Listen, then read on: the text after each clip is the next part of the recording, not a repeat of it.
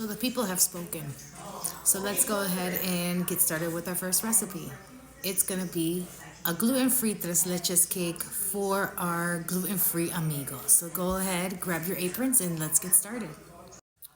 So this tres leches recipe is not an original recipe. It is a recipe that I grabbed from allrecipes.com. So all you have to do is punch in Google tres leches. Make sure that you're using the all recipes recipe, and you will see how delicious it is. I've been using this recipe for the past few years, and it's always a hit. So follow the instructions exactly how it is. The only difference is that I'm going to be using King Arthur gluten-free flour. First thing that you have to know about recipes, please, everyone, you must read the recipe all the way through. Read all of the ingredients, read how everything is set up, because you just never know if at some point you need to make something ahead, or you need some type of, bakeware that maybe you don't have handy that you need to go purchase. So for this recipe, just know for any recipes, you're always going to, well, the majority of the time, you're going to separate your wet ingredients from your dry ingredients. For this recipe, your wet ingredients are going to be a half a cup of butter, which is just a stick. It does call for unsalted butter. People, margarine is not the same as butter. And please try to use what the recipe calls for. So if it's unsalted, make sure that you're using unsalted butter. It also is going to call for a cup of sugar and then 5 eggs. So we're going to go ahead and whip that up, and I'll be right back. Your mixture with the salt and the butter is going to look like this. And then we want to go ahead and add the eggs. You're going to add 5. Make sure that they're room temperature. Beautiful eggs. And then we're going to go ahead and cream it. Cream it up. I'll be back in just 1 second. And then after you have all of your butter and sugar and eggs, it should look like this. And we're going to go ahead and set up for all of our dry ingredients. Now, make sure that when you are using your measuring cups, that you are leveling off your flour. And it's going to be 1.5 cups of flour. There's my 1. Here's my half. It says a 1/2 teaspoon of baking powder. We're just going to mix this up.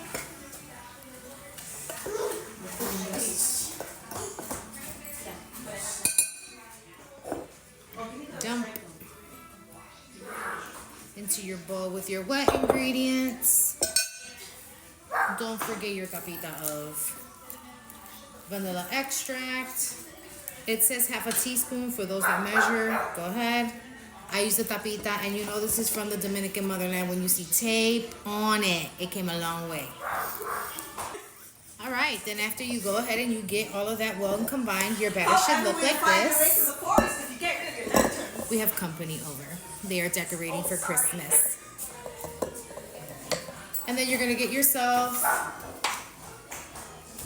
I think this is a 13 by something pan. You get it at the $1.25 store. So we have that. You're going to spray it down. And you don't have to go crazy with the spray, because you're not going to remove the cake from the pan. And then we're going to pour it in.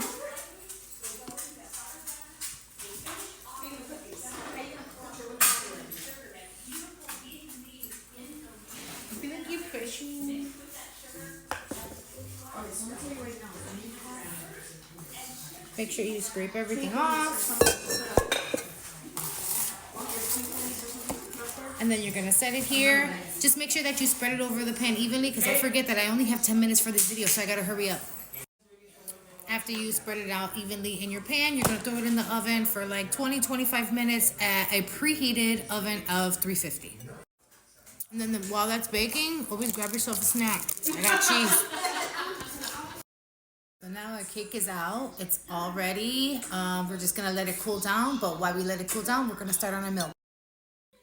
Into your bowl, you're gonna combine a can of sweetened condensed milk, a can of evaporated milk, and 2 cups of 2%. You can use whatever milks you like with this. You can use coconut sweetened condensed milk if you'd like. You can use oat milk. You can use milk of your preference. This is what we got. This is what I'm using.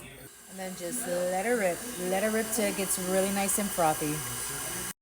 Now that your milks are all in combined, make sure that you just grab a sturdy fork and then you're gonna start poking holes all into the cake. Everywhere. Everywhere.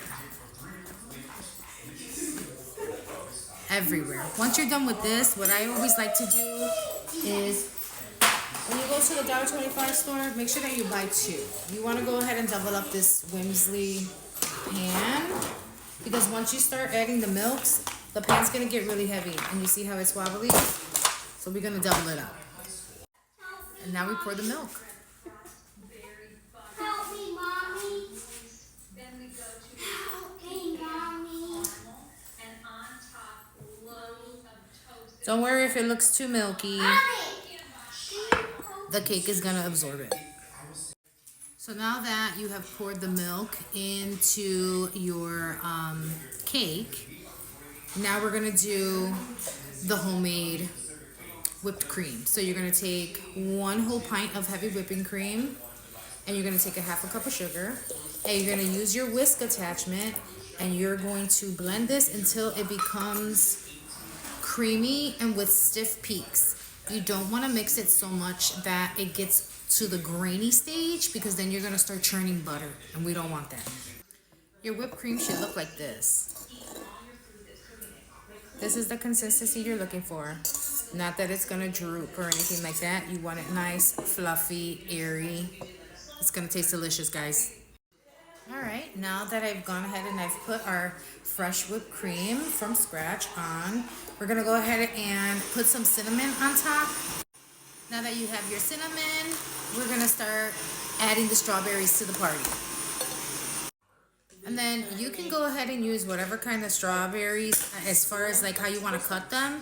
I take the tops off and I cut them like this and I assemble it on the cake really like organized, but you can chop them up, you can do them in slices, you can leave them whole if you like, but this is just how I like to do it, and I'll show you the finished look. Make sure that you eat the strawberries that's left over, right? This is it.